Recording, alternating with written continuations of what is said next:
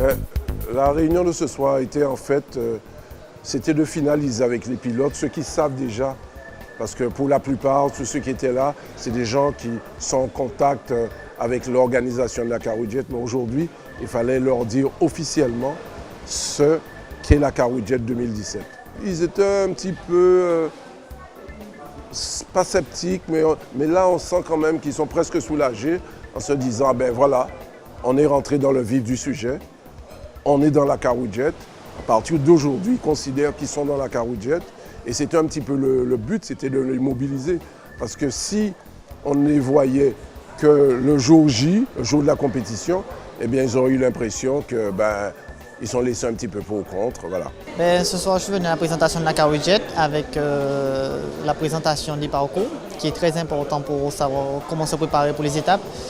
Donc oui, c'est très important la veille du championnat, enfin quelques semaines avant la Caroujet, de savoir les étapes en avance. La Caroujet, c'est vrai que ça reste la course la plus difficile au monde. C'est un championnat du monde, donc c'est pas rien. Donc oui, c'est quelque chose qui me tient beaucoup à cœur, puisque c'est un sport que j'apprécie beaucoup depuis 2011.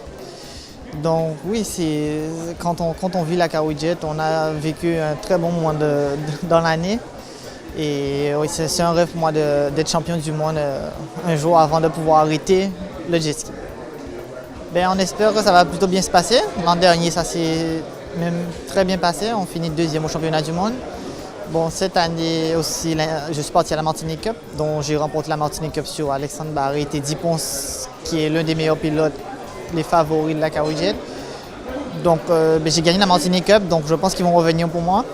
Donc j'espère vraiment pouvoir certifier la gagne que j'ai eue à la Martinique Cup parmi les bons pilotes.